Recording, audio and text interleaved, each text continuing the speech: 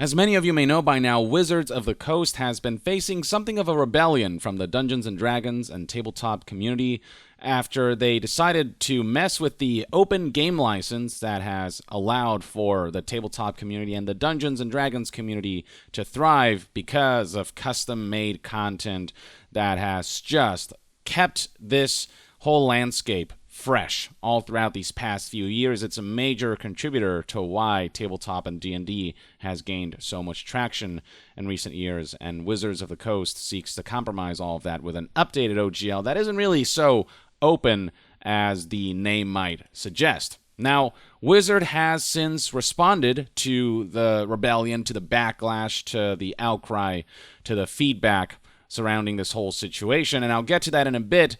But a lot's happened since my last video where I talked about how Wizards of the Coast pissed off the D&D community with awful, restrictive, and greedy new OGL 1.1 and that response, so I'd like to walk you through all of that. The story first broke when Linda Codega, a journalist for IO9, published the following article titled "Dungeons & Dragons New License Tightens Its Grip on Competition," and they themselves tweeted, "Yesterday I received the full text of the OGL 1.1 from a reputable source. The updated open gaming license is incredibly restrictive, demands community surveillance, and most importantly, renders the previous Wizards of the Coast open game license an unauthorized agreement." OGL 1.0 allowed creators and publishers to make and commercialize custom-made content for Dungeons & Dragons within reasonable boundaries, but with 1.1, those boundaries are no longer reasonable. It completely defeats the purpose of an open game license. This is the article in question. I'd recommend you give it a read, but for those who want a basic summary, basically it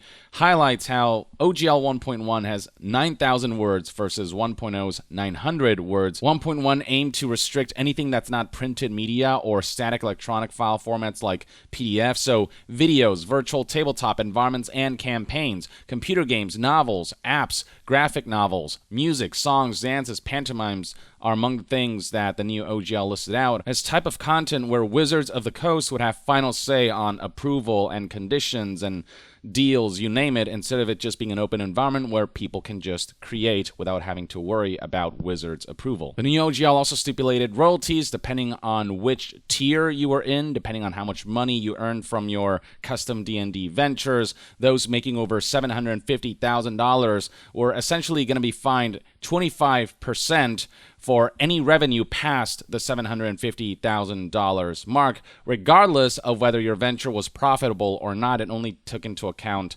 revenue. So for community content that's crowdfunded and makes more than $750,000, any money past that, I mean, having to shell out a quarter of that money to Wizards, that's a significant dent on that crowdfunding venture that cripples the creator or publisher's ability to make custom content with a sound financial situation. And then on top of that, the new OGL stipulated across-the-board inconveniences and surveillance elements by requiring registration for commercial products and just adding more friction to the creation aspect and allowing Wizards of the Coast to exert more control over custom-made content.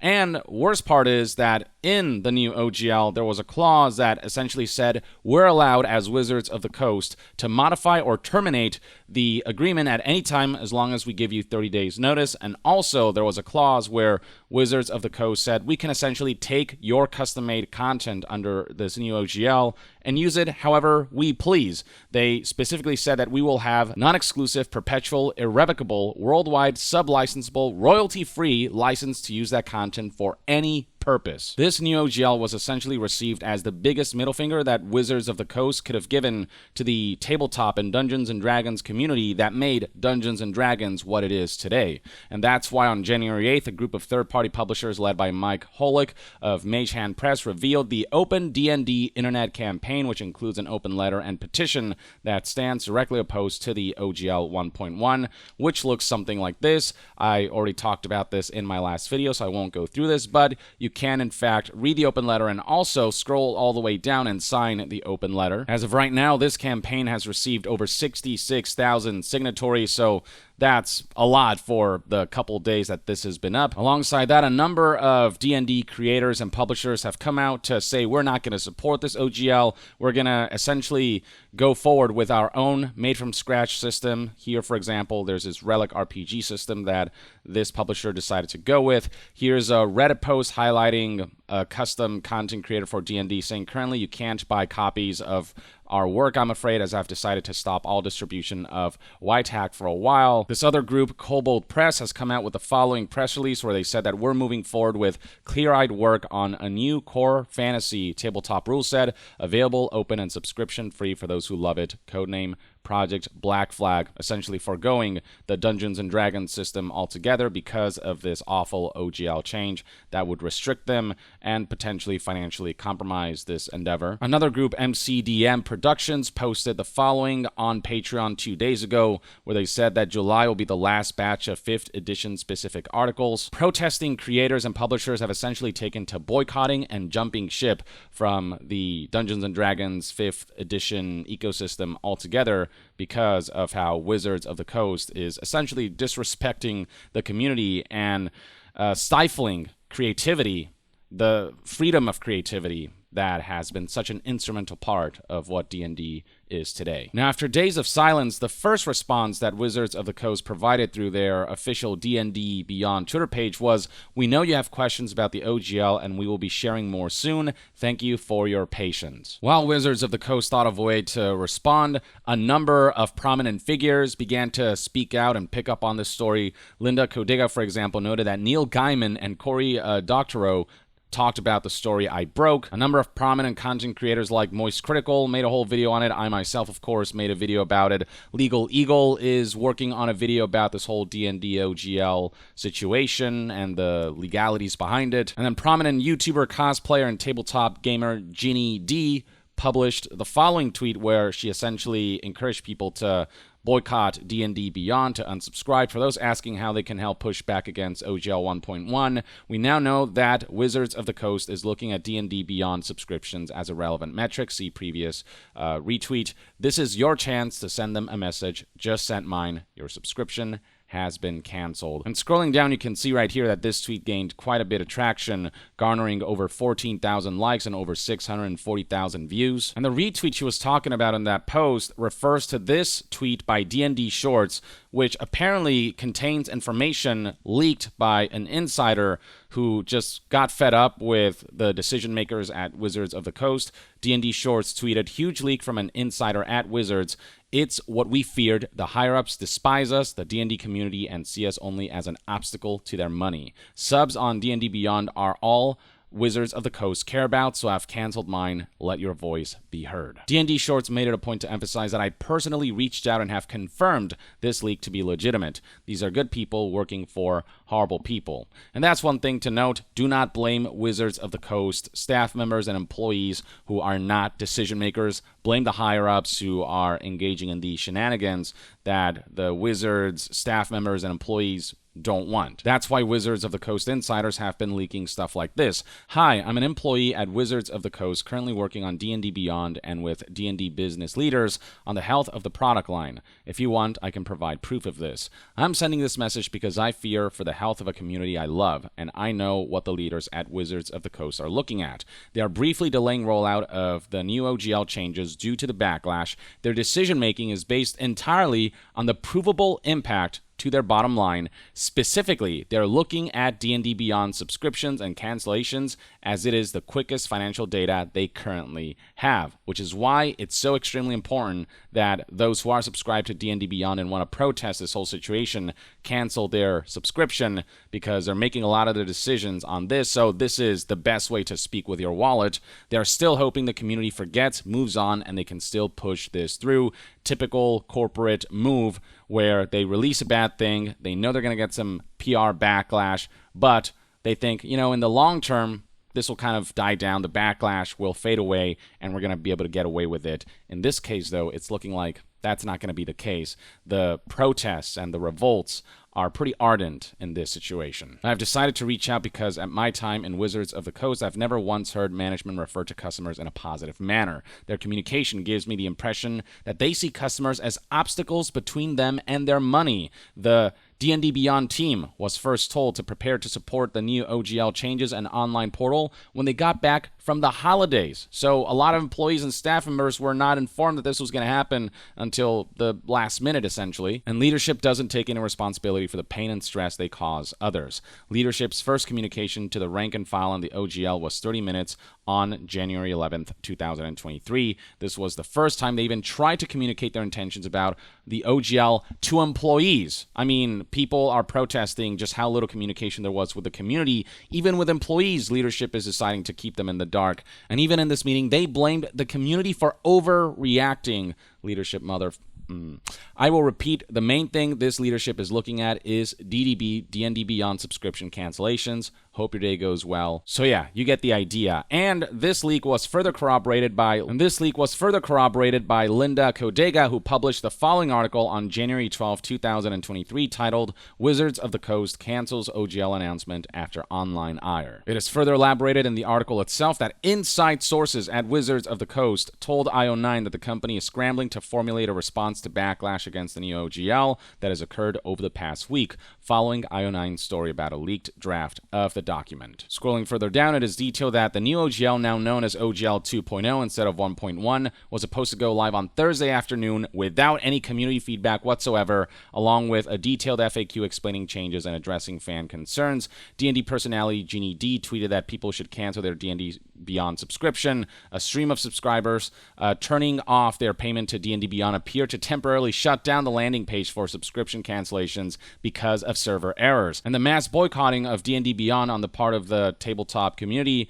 apparently that's been having an impact. The result of these cancellations and their impact on the bottom line of Wizards of the Coast is not negligible, according to IO9 sources, and this has caused upper management to scramble to adjust their messaging around the situation, leading to the delays in the OGL release. This whole campaign has been disruptive enough that leadership is not just going, we'll just publish the new OGL and just weather out the storm. It'll pass in the long term. They're saying, oh crap, emergency. We need to back off and we need to change some things and pretend like we're sorry and apologize and do the whole PR damage bullshit. And then one last development that happened before Wizards of the Coast's second big response, where they directly addressed this whole situation, was Paizo, the company behind Pathfinder, releasing the following statement on Twitter: "We have announced a plan for a system-neutral, open RPG license in collaboration with other game companies. We believe it will irrevocably and unquestioningly keep alive the spirit of the open game license. Learn more." And going to the link in question, you'll be led to the following page. Paizo announces system neutral open RPG license. It is detailed here that we have been awaiting further information from Wizards of the Coast, hoping that they would realize that for more than 20 years, the OGL has been a mutually beneficial license, which should not and cannot be revoked. Paizo does not believe that the OGL 1.0a can be deauthorized ever, which is what 1.1 or 2.0 aims to do. We invite gamers from around the world to join us as we begin the next great chapter of open gaming with the release of a new open, perpetual, and irrevocable open RPG creative license, or ORC, as Paizo is calling it. It'll be built system agnostic for independent game publishers under the legal guidance of Azora Law, an intellectual property law firm that represents Paizo and several other game publishers. Paizo will pay for this legal work. The ORC will not be owned by Paizo, nor will it be owned by any company who makes money publishing RPGs. It is a truly neutral treaty, if you will, that ensures that Paizo itself can't pull what Wizards of the Coast is pulling right now. Just an incredibly baller move for them to do this, to highlight what the spirit of tabletop gaming is all about. This is something that will ensure that creative flow remains open and free. And for those who want to read more about that, there's this article that Linda Codega released titled "Paizo President Jim Butler Reveals Plans for a Universal RPG License." And they say right here, "We got the exclusive first comment from Paizo's Jim Butler on what the ORC will do, where tabletop RPG creators can go, anywhere, and how they will support but not own this new license." And then from there, that finally brings us to the latest development, which is that Wizards of the Coast has provided an extensive response to this whole situation, to the backlash, to what has been a PR shitstorm for them. It reads right here, an update on the open game license. When we initially conceived of revising the OGL, it was with three major goals in mind. First, we wanted the ability to prevent the use of D&D content from being included in hateful and discriminatory products. Second, we wanted to address those attempting to use D&D in Web3, blockchain games, and NFTs by making clear that OGL content is limited to tabletop role-playing content like campaigns, modules, and supplements. Why not instead just create a rule set that's specifically for NFTs or for hateful and discriminatory products, instead of going for this nuclear option that casts such a wide umbrella that it negatively impacts people making content in good faith? Because Wizards of the Coast wasn't aiming to serve the community with this new OGL, they were aiming to serve themselves. They're just trying to masquerade it now. And third, we wanted to ensure that the OGL is for the content creator, the homebrewer, the aspiring designer, our players, and the community. Could have fooled me and could have fooled the Dungeons and Dragons and tabletop community, not major corporations to use for their own commercial and promotional purpose. The statement then insists that this was all done for you guys, the fans, the community. We were thinking of you. Driving these goals were two simple principles. Our job is to be good stewards of the game, and the OGL exists for the benefit of the fans. Nothing about those principles has wavered for a second. Again, you could have fooled everyone. Statement continues. That was why our early drafts of the new OGL included the provisions they did.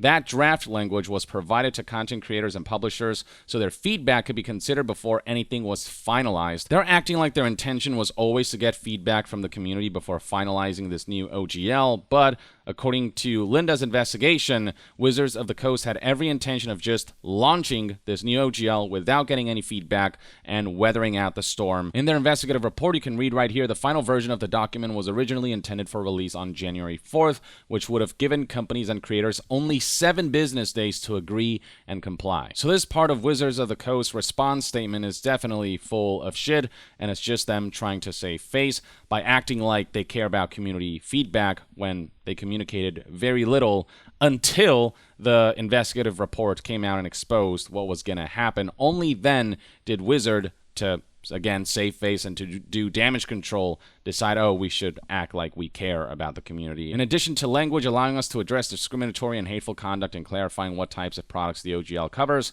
our drafts included royalty language designed to apply to large corporations attempting to use OGL content. Per Wizards of the Coast itself, they were planning to apply a royalty condition to any venture that was making over $750,000 in income in a year. But $750,000 is not major corporation money. That's chump change for a major corporation. So I don't believe for a second that the royalty language was designed specifically to apply to large corporations, when the floor for the conditions in which Wizards of the Coast would be allowed to collect royalties from you was so low. If they were really going after large corporations, then that floor would be in the millions of dollars, not in the hundreds of thousands of dollars. But they insist that it was never our intent to impact the vast majority of the community. Well, leaks from dissenting employees within Wizards of the Coast will tell you otherwise, as you saw in that email screenshot where the employee straight up said the higher-ups don't care about the community. They see customers as obstacles between them and their money. The money is all they care about. In classic corporation fashion, so do not believe them when they say it was never our intent, or at least the leadership's intent,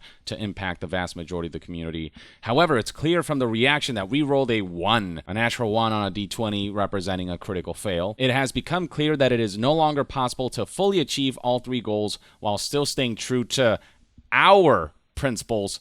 So here's what we're doing. Your principles. No. This is the community's principle that you're now being forced to abide by. You're willing to cast away those principles in a heartbeat until the community decided we have the power. And if you don't change your mind, then we're going to ensure that we use our power to make you irrelevant. We built what you have here, and we can take it with us just as easily. So here's what they're doing. The next OGL will contain the provisions that allow us to protect and cultivate the inclusive environment we're trying to build, and specify that it covers only content for tabletop RPGs. That means that other expressions such as educational and charitable campaigns, live streams, cosplays, virtual tabletop users, etc. will remain unaffected by any OGL update. Content already released under 1.0a will also remain unaffected. So they're lifting some of the restrictions that they were going to place on content that doesn't fall under the purview of printed material or PDFs, essentially. And also, they say right here that anything that came out when 1.0a OGL 1.0a was in place, that stuff will continue to fall under 1.0a. But anything that's released after OGL 1.1 or 2.0 or whatever it's going to be called is launched, that stuff will fall under the purview of the new OGL, which is still not ideal. Is it better than it was before? Yes, but 3 steps forwards and 2 steps back still means they took 1 step forward. They also decided to backpedal on the royalty stuff. What it will not contain is any royalty structure. It also will not include that license back provision that some people were afraid was a means for us to steal work. That clause that said that Wizards of the Coast will have non-exclusive, perpetual, irrevocable, worldwide, sub-licensable, royalty-free license to use the content that people release under the new OGL for any purpose whatsoever. They're saying they're getting rid of that clause, and they insist that stealing your work never crossed our minds. Regardless of what your intention is, if the language of the license opens up the corporation to be able to steal work from other people and use it however they want and profit off of it without compensation to the original creator, that's a problem. You left a clause in there that was abusable, and even if you say, well, it wasn't our intention to steal your work, the fact of the matter is that the language allows you to do so. So if you one day decide to change your mind, and as a corporation,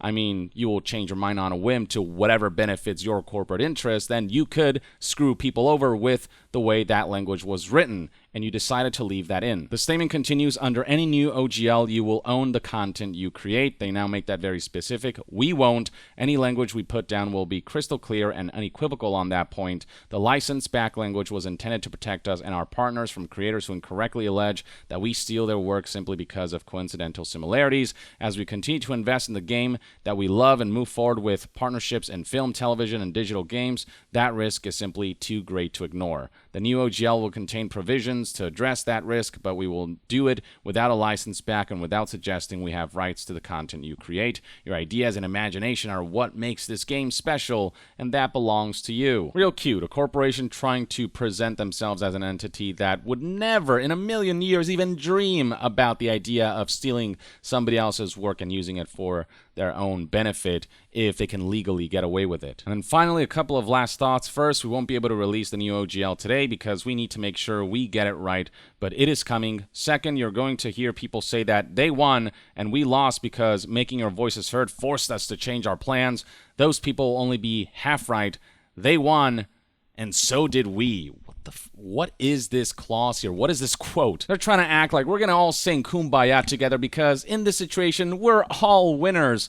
No. Everyone lost, and everyone was forced to take time out of their day to deal with the situation and force you to change your mind. And when they did, you absolutely lost because this is not beneficial to your corporate interests. And this is speaking to the leaders at Wizards of the Coast, the executives, to the decision makers who decided that any of this was a good idea in the first place. Don't suddenly act like you are sharing the victory of the community who worked to ensure that you can't get away with your bullshit. You tried to pull the rug from under us, but you failed because of an investigative reporter's due diligence, and now you're scrambling to save face and act like you're part of some kind of victory that we communally share. Wizards of the Coast leadership, they're the assailants, and the defenders held the fort. They held the line. They took their stand, and they succeeded. That's what happened. That's alongside Wizards of the Coast employees who did not agree with leadership, who did their own form of protest by leaking material to the press and to people who could spread the word about how crappy this all is. This right here, just the most tone-deaf quote they could have possibly added on top of everything going on right now. Finally, our plan was always to solicit the input of our community before any update to the OGL.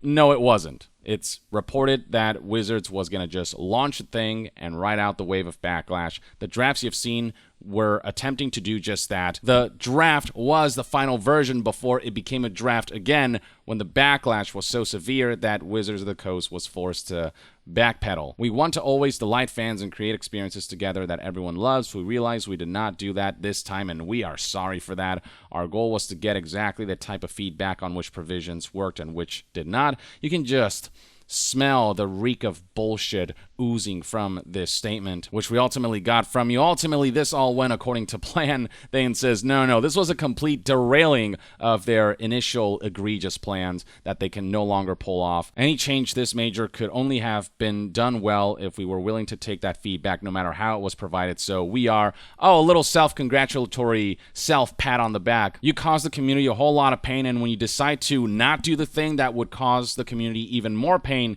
you say, man, we sure did good. God. Finally, thank you for caring enough to let us know what works and what doesn't, what you need and what scares you. Without knowing that, we can't do our part to make the new OGL match our principles. Enough with that. Finally, we'd appreciate the chance to make this right. We love D&D's devoted players and the creators who take them on so many incredible adventures. We won't let you down.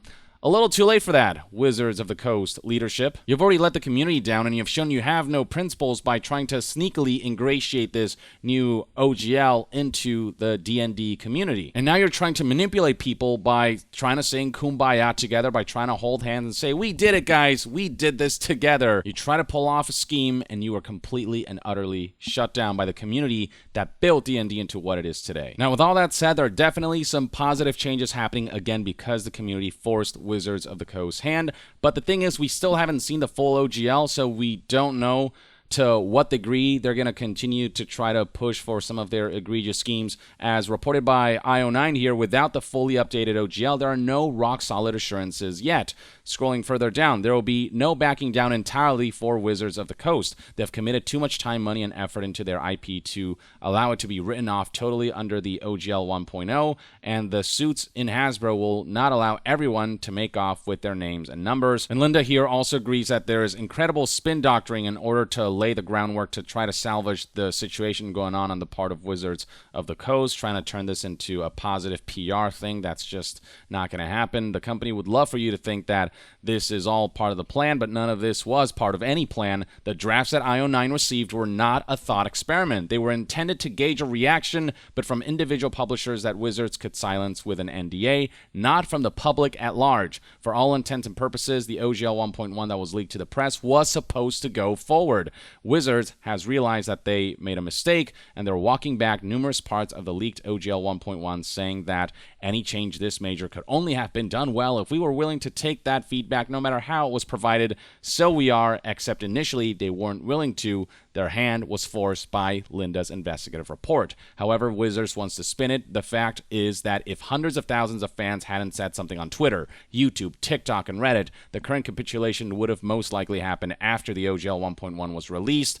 We won't let you down, reads the Wizards of the Coast response. It may be too late for that, reads this article. I could not agree more. Others like D&D Shorts have responded to Wizards of the Coast statement with, my full response to Wizards' official statement today, a thorough breakdown of the lies, dubious claims, and manipulation with guidance from lawyer. Critical Role has also finally released a statement supporting the community at large and the creators and the people who shaped Dungeons & Dragons and the community into what it is today. From all of us at Critical Role has always supported creators in game development in the tabletop space.